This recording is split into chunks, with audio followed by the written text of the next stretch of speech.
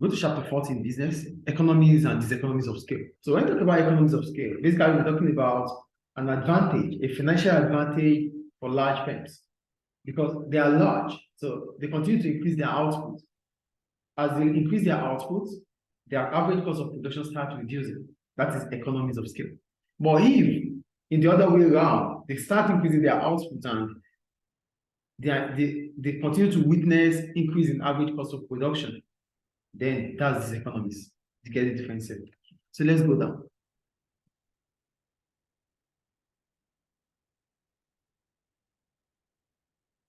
Yeah, economies of scale. Are you there? Page 337. Okay.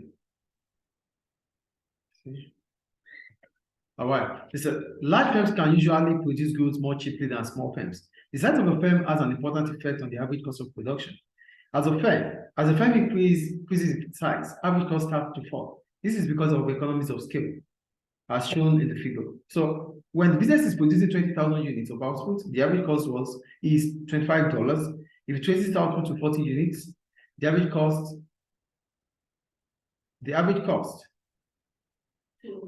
fell to $15. So let's just go down to where we have it. So the average cost curve is always U-shaped. Why? Because as output increases, the cost of production starts falling. That's why it is U-shaped. I think get it.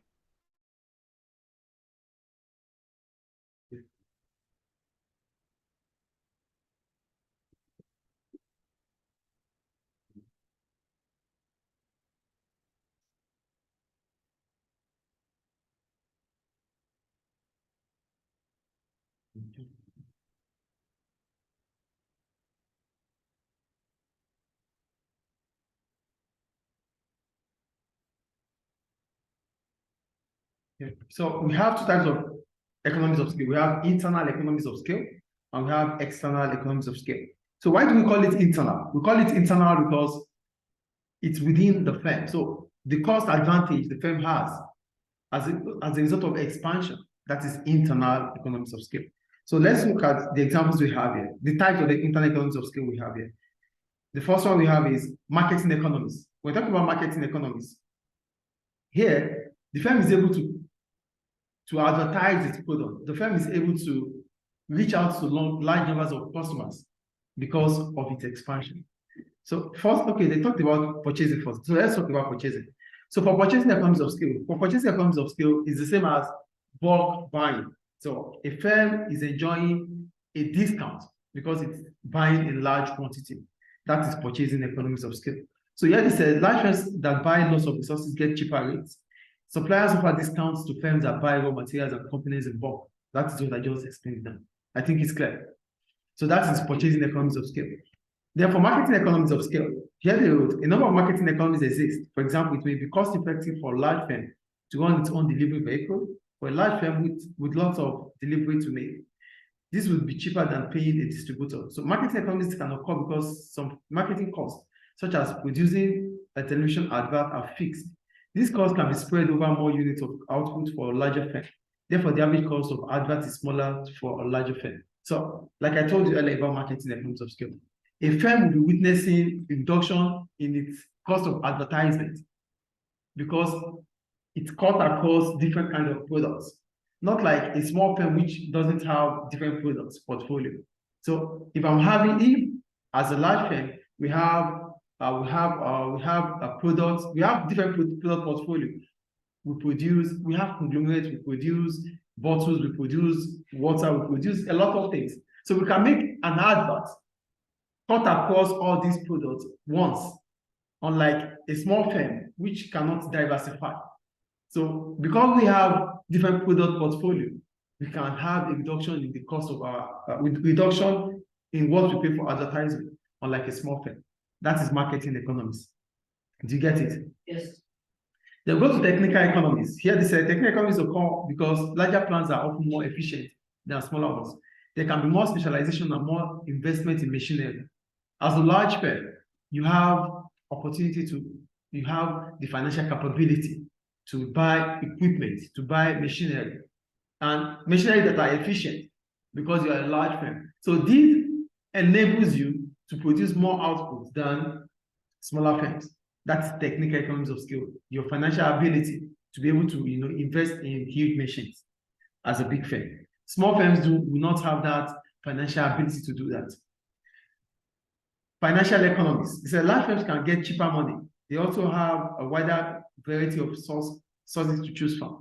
So for financial economies of scale, here, as a big firm or as a large firm, you have opportunity to borrow money or to take loans from the bank at a cheaper rate, unlike a small firm. Because you're a large firm, banks will be willing to give you money. They will consider you as a lower risk, unlike a small firm. So you have different opportunity. You have different accessibility to money because you are large, because you're a big firm or you're a big company.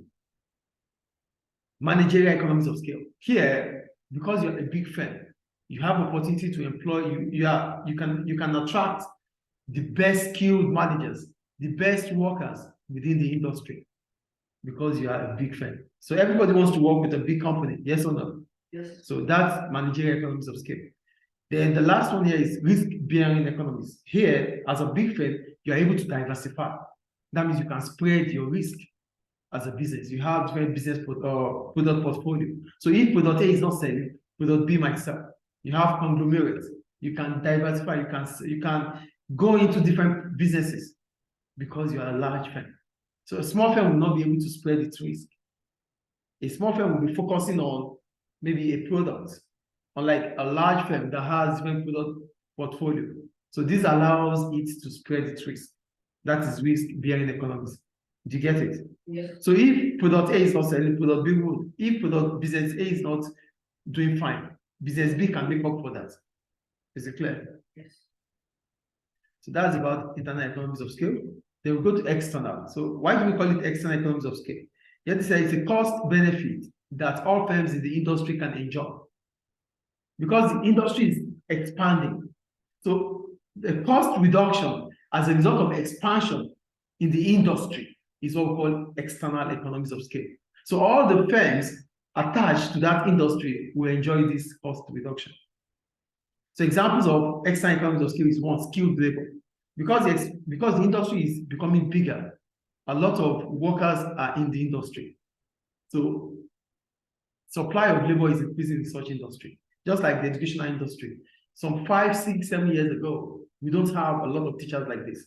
But these days, because there are a lot of schools, the industry is becoming bigger, a lot of teachers are in the industry. So different firms can choose from pool of labor or pool of teachers to get skilled labor there. Yes. Infrastructure. If a particular industry dominates a region, the roads, railways, ports, buildings, and other facilities will be shaped to suit that industry needs. So because the industry is becoming bigger, infrastructures will be available like the road. Look at how things are within the country now, especially look at Tripoli. There are a lot of schools. They are making sure the roads are fine. They are making sure that there's electricity. These are infrastructure because industries are becoming bigger. So they need these things to have a proper running of those industries. So infrastructure will be in place to suit the needs of that industry. Because government wants to make money too. The third one, ancillary and commercial services. So an established industry in the region will encourage ancillary suppliers in the industry to set up close to it. So look at it these days. We have different bookshops, different libraries, unlike then that we don't even have a lot of libraries, a lot of bookshops these days because there are a lot of schools. So they supply the schools. Do you get it? Because the schools we're having more schools in Tripoli. So that means we need a lot of bookshops. We need a lot of libraries that students can use. They can get their books from. So that is what they're talking about, commercial services and ancillary. Is it clear? Banks are also available. Students can pay their school fees into the bank and stuff like that. Is it clear? Yes. Commercial transportation is, different school buses that are available, both private or public. Cooperation. When firms in the same industry are located close to each other, they are likely to cooperate with each other so that they can all gain. So here, what is the gain about? The gain is like, because they are all in the same industry, they could invest on research and development. They could cooperate so that they can all gain together. Do you understand the point here?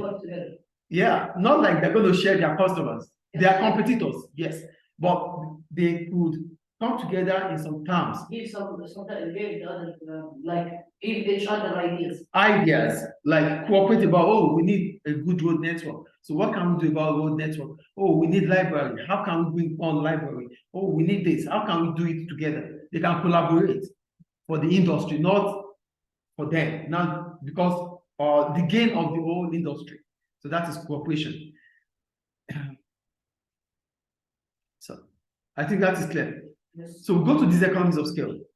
What is diseconomies of scale? Here, your output is increasing. As a result, you are incurring more average cost of production. That is diseconomies of scale. So what are the reasons for diseconomies of scale? One, bureaucracy. You have to say larger businesses rely more on bureaucracy. If a business becomes too bureaucratic, it means that too many resources are used in administration. So the problem about expansion is that a lot of resources are used, a lot of time is being wasted on administration. So they spend more time, they spend more resources in administration. Like, oh, we need these offices, we need that offices, we need this manager, we need that manager. So you are creating a lot of offices because of the expansion. That is bureaucracy. Did you get the point there? Yes. Two, labor relations. If a firm becomes too big, relations between workers and managers may deteriorate. Management may fail to understand workers and they may become demotivated. As a result, conflicts may occur, and resources may be wasted resolving them. So the other problem is the workers-managers relationship. If the business is becoming so big, then the managers are remote to the employees. So employees feel like, oh, nobody sees what I do anymore. So workers become demotivated. Unlike when they are able to see their manager can see what they do. But because the business is becoming so big, the manager is far away to the workers. The workers cannot see their managers as they used to see them. So this makes them to become demotivated. And problems might occur, disagreement between workers. Nobody to see it. What is happening within the industry? And this is a problem based on what? Expansion. That's the economies of scale. The third point here is control and coordination.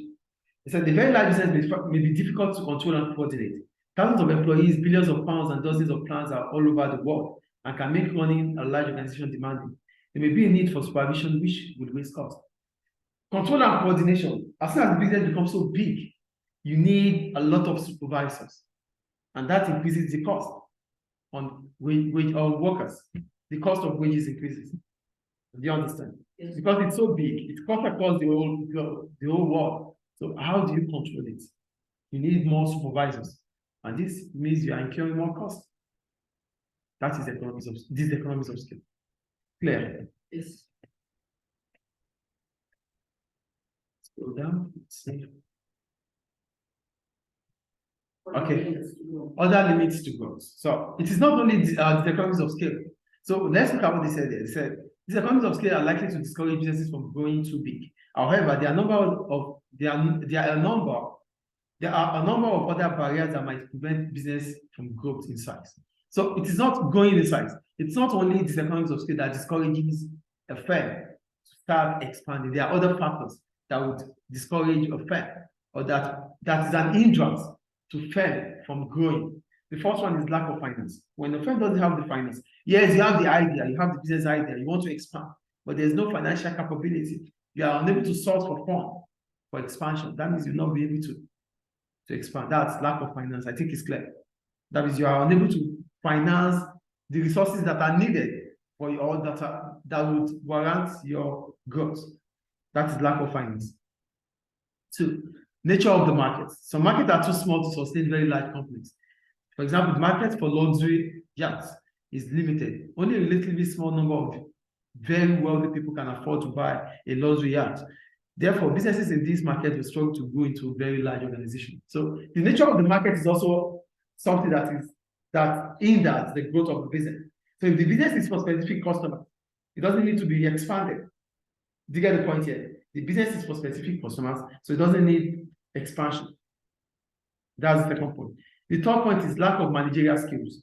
Some businesses may be prevented from growing because the owners do not have the managerial skills required to run a large business operation. So because the owners of the business lack the skills the knowledge for expansion, so the business will remain small. I think it's clear. Lack of motivation. So business owners do not want to grow their businesses. They may be happy running a small one.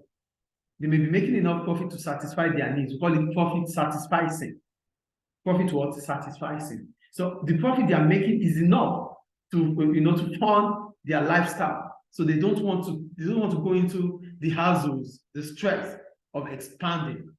So they don't have the motivation to grow. So because the profit they are making is fine, is good enough to sort their needs. So they don't want to invest in expansion.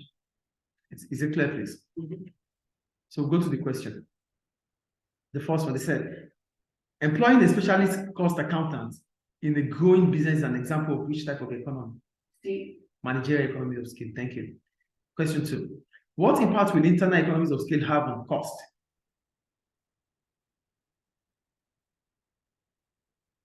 it's B. What impact will internal economies of scale have on cost? Average cost will fall. Yeah, average cost will fall. D. Question 3. Which of the following is an example of external economies of scale? External. Increase cooperation and information sharing between businesses. Yes. A. Question 4. Which of the following is a possible limit to a business growth? What could limit a business growth? All in all, exchange rate. Business growth. Check it very well, please. What could lead to what could hinder the growth of a business? Why will a business not be able to grow? What can cause a business not to grow? Government is restricted. No. Lack of finance. Lack of finance. We just talked about it. Lack of finance, lack of motivation, lack of managerial skills. These are reasons why businesses might not be able to grow. Not only diseconomies of scale. Is it clear? Yes. Okay, that's the end of chapter 40.